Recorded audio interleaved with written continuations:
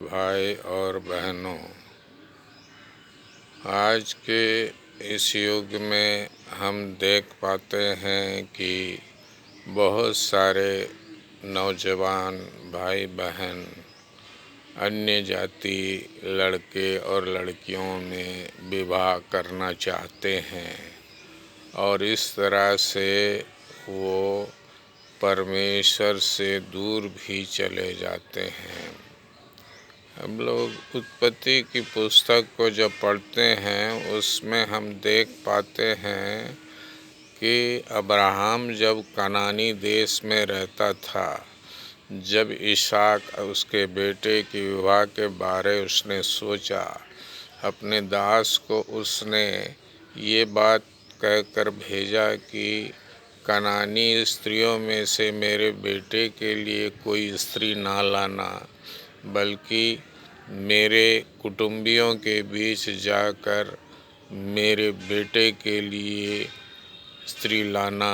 अगर उसमें कोई नहीं मिल पाए तो तू मेरे शपथ से छूट गया। और इस तरह अब्राहम का जो दास था वो अपने ऊँटों के साथ और साथियों के साथ इस खोज में चल पड़ा कि इसहाक के लिए एक स्त्री को लाए,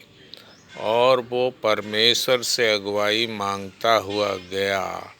और वो एक ऐसे स्थान में पहुंचा जहां एक कुआं था, और वो कहने लगा कि इस कुएं पर मैं खड़ा हूं यहोवा। और स्त्रियां उस समय पानी भरने के लिए वहां आ रही थी, तो उसने अपने मन में ये बात कही कि प्रभु, इन स्त्रियों में से जिनसे मैं कहूँ कि मुझे थोड़ा पानी पिला, और वो स्त्री कहे कि पी ले, और फिर मैं तेरे ऊँटों को भी पानी पिलाऊंगी, तो मैं समझ लूँगा कि वही स्त्री मेरे स्वामी अब्राहम के बेटे के लिए तूने ठहराया। और जब एक स्त्री आई तो उससे उसने ऐसा ही कहा, और उसने कहा कि पी ले, और फिर उसने कहा मैं तेरे ऊँटों के लिए भी पानी भर देती हूँ। और इस तरह से अब्राहम के दास को पूरा आश्वासन मिल चुका था कि यही वो स्त्री है जो मेरे स्वामी अब्राहम के बेटे के लिए निश्चित किया है परमेश्वर ने।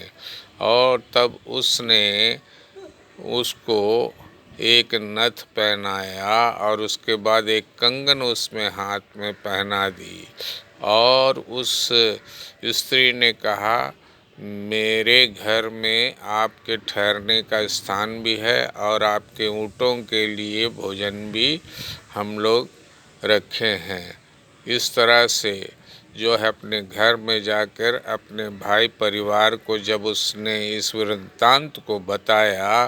तो उसका भाई लाबान बाहर निकल के आया, उस पुरुष को देखा जो बाहर खड़ा है, उससे विनती की आप बाहर क्यों खड़े, अंदर में आइए, आपके ठहरने का भी स्थान है और आपके ऊँटों के लिए भी स्थान है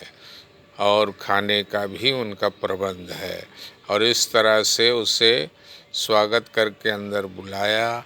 और खाने के लिए परोसा गया। लेकिन वो खाने से पहले सारी बातें उसने बताई, तब वे बहुत खुश हुए और कहे जब तक कि आप हाँ ना कहेंगे तब मैं खाना नहीं खाऊंगा। और उन लोगों ने मान लिया कि हम रिबेका को तेरे स्वामी अब्राहम के पुत्र के लिए देंगे।